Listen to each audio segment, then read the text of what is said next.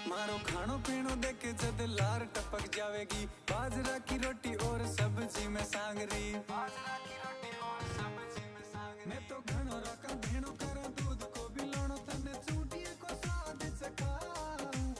राजपूतों की रजवाड़ी भूमि खाने के शौकीनों के लिए स्वर्ग है। राजस्थानी व्यंजन उन दुर्लभ व्यंजनों में से एक है जो कभी न खत्म होने वाली थाली में ढेर सारे व्यंजन परोसता है। तीखे पेय से लेकर मसालेदार स्टार्टर, मुंह में पानी लाने वाली सब्जियां और कुरकुरे ब्रेड के साथ साथ चटनी, अचार, पापड़ और छाछ का मजा।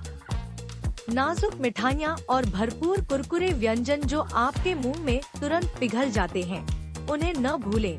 राजस्थानी व्यंजन इसकी समृद्ध विरासत और शुष्क जलवायु परिस्थितियों से प्रभावित है। ताजे फलों और सब्जियों की कम उपलब्धता उनके व्यंजनों को अलग करती है। कुछ सामान्य सामग्री है: बीन्स, दाल, बेसन, मक्का, जौ, बाजरा, ब्रेड और डेयरी उत्पाद, विशेषकर घी। शाकाहारी भोजन की ओर अधिक झुकाव है, लेकिन विभिन्न प्रकार के मांस व्यंजन भी प्रचलित हैं। नंबर 1, दाल बाटी चूरमा। दाल बाटी चूरमा न जाने कितने सालों से राजस्थानी लोगों की डाइट का एक महत्वपूर्ण हिस्सा रहा है, लेकिन इसकी शुरुआत कब से हुई इसका कोई ठोस सबूत नहीं है। ऐसा माना जाता है कि इस दाल बाटी चूरमा की उत्पत्ति राजस्थान में मेवाड़ साम्राज्य के संस्थापक बप्पा रावल के शासनकाल के दौरान हुई थी। उस समय बाटी को युद्ध के दौरान खाए जाने वाले भोजन के रूप में देखा जाता था। दाल बाटी चूरमा 3 डिशेज से मिलकर बनने वाली में एक स्वादिष्ट रेसिपी है, जिसमें मसालेदार पंचमेल दाल के साथ बाटी और चूरमा का आनंद लिया जाता है। यह डिश स्वादिष्ट होने के साथ ही हेल्दी भी है, क्योंकि इसमें गेहूं और दालों के गुण मौजूद होते हैं। और आखिर में चूरमे एक कॉम्प्लीमेंट्री मिठाई के रूप में परोसा जाता है। आज यह डिश राजस्थान की पहचान है और लोग बड़े ही चाव के साथ इसका लुत्फ उठाते हैं। लेकिन क्या आपने कभी सोचा है कि दाल बाटी चूरमा अस्तित्व में कैसे आया और इसका इतिहास क्या? बाटी की उत्पत्ति कैसे हुई?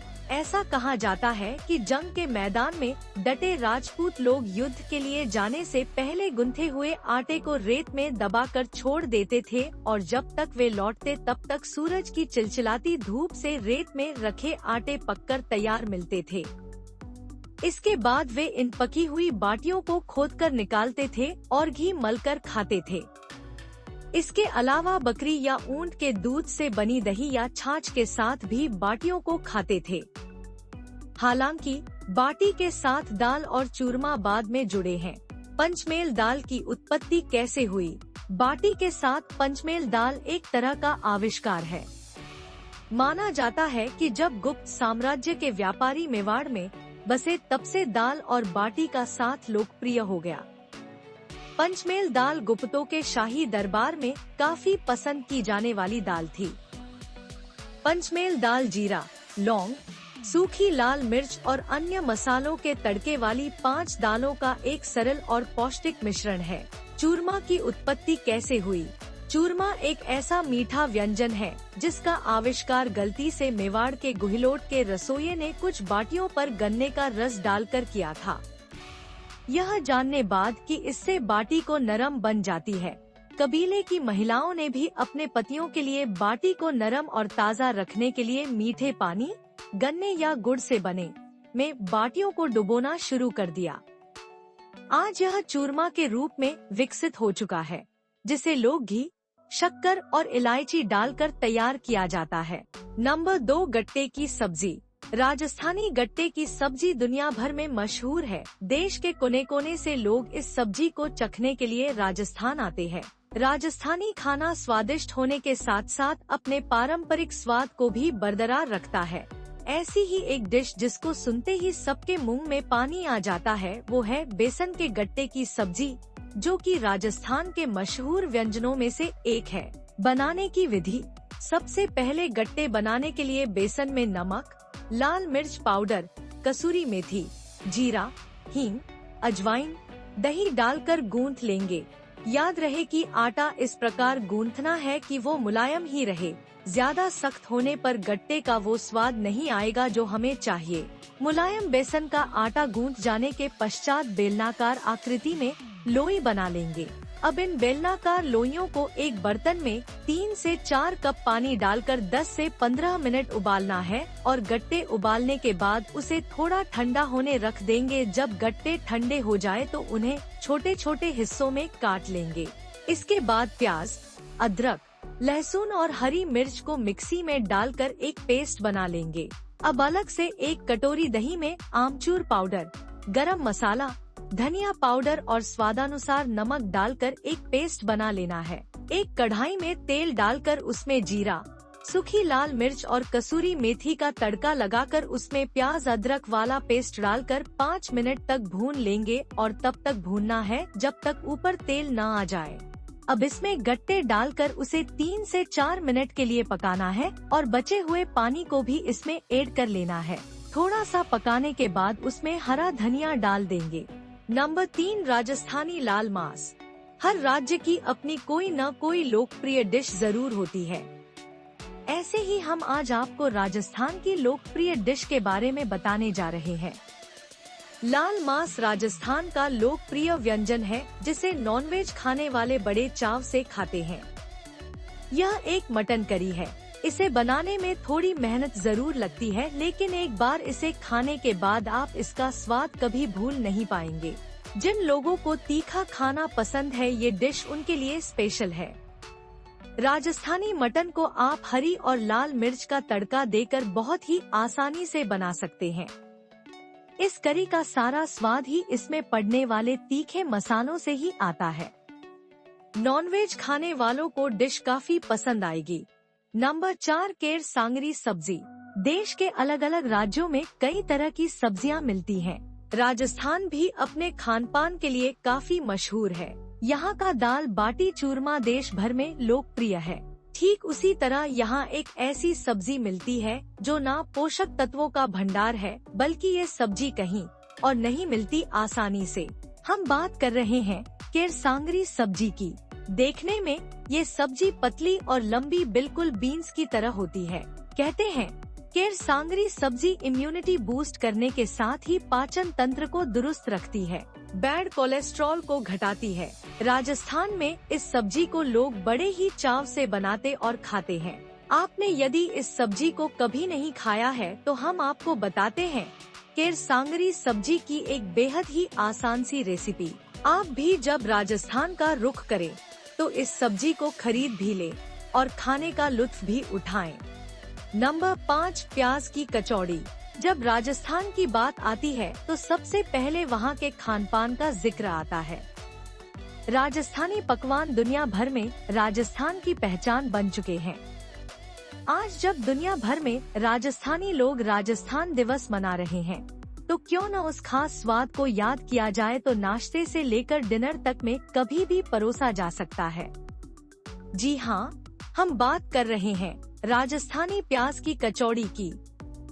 प्याज की कचौड़ी न केवल टेस्टी है बल्कि ये इस बदलते मौसम में आपकी सेहत के लिए भी बहुत फायदेमंद है।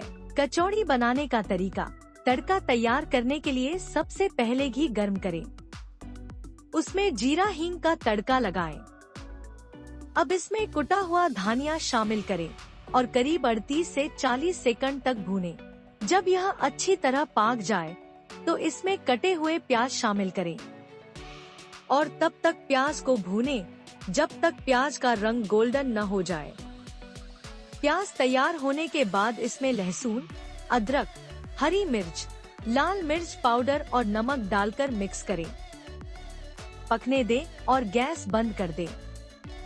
कचौड़ी के लिए भरावन तैयार है। अब आटा लें और घी के मोहन और नमक के साथ गूंथ लें। आटा जब पूरी तरह तैयार हो जाए तो उसे 20 मिनट के लिए ढक कर रख दें। फिर आटे से छोटी छोटी लोइयां बनाकर इनकी पूरियां बेल लें। आपकी कचौड़ी बनाने की पूरी तैयारी हो चुकी है। आपको बस कचौड़ी को भरना है और तलकर निकाल लेना है।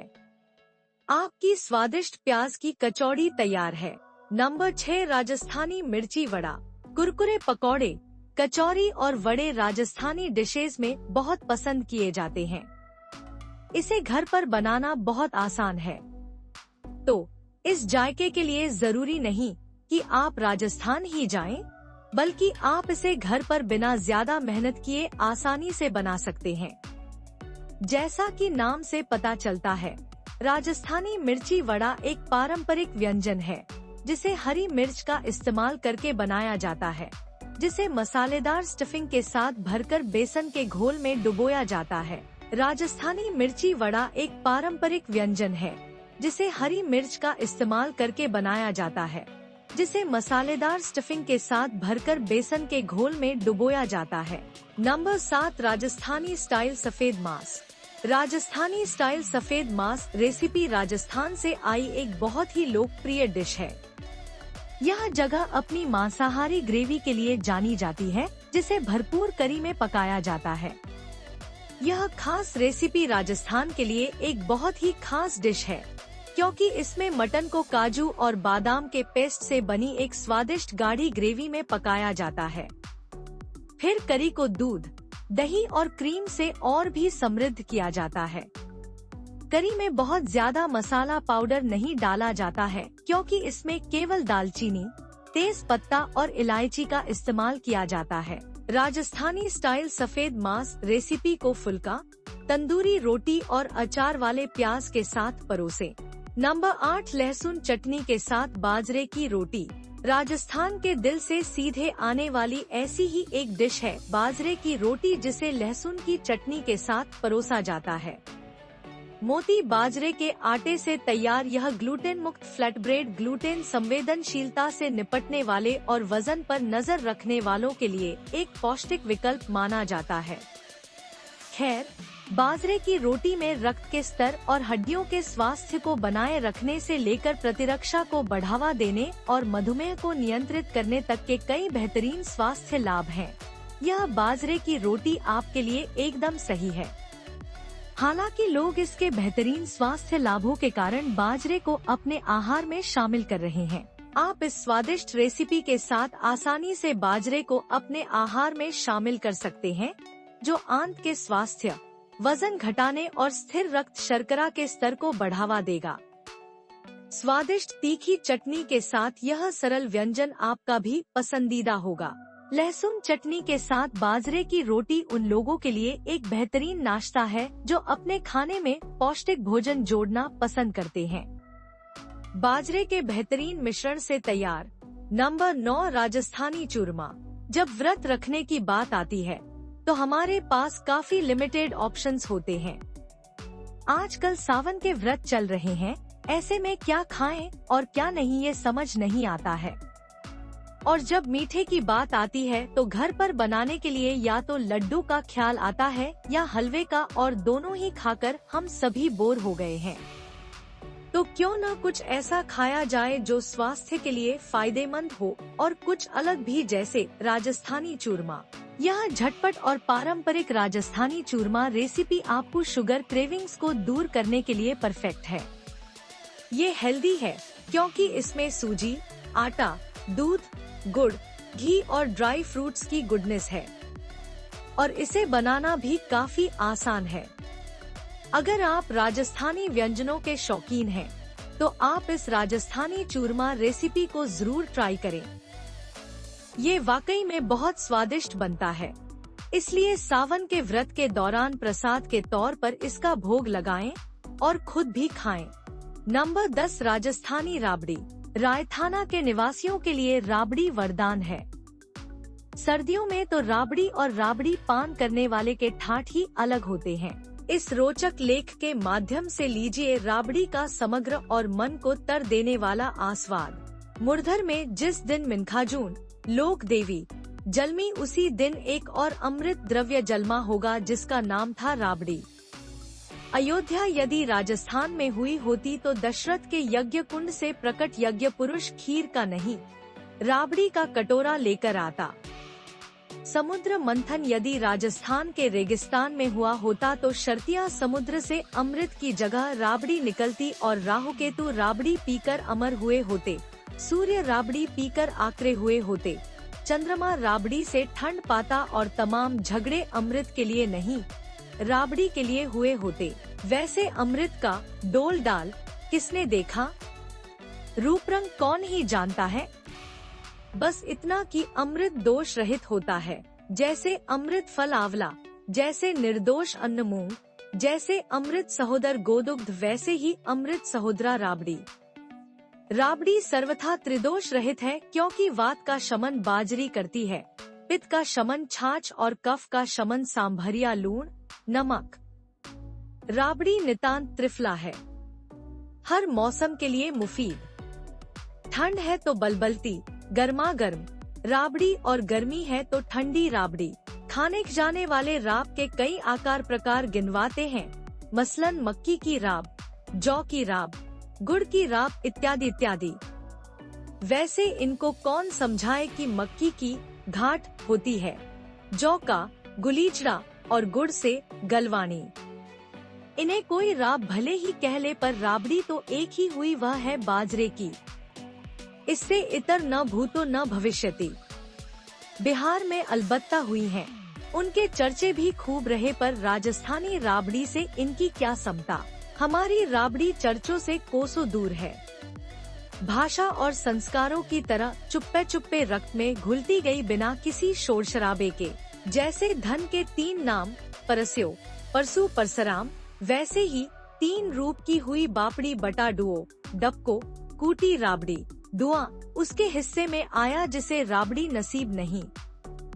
समाज का असल बीपीएल वह है जिसकी राबड़ी खाने तक की हैसियत नहीं।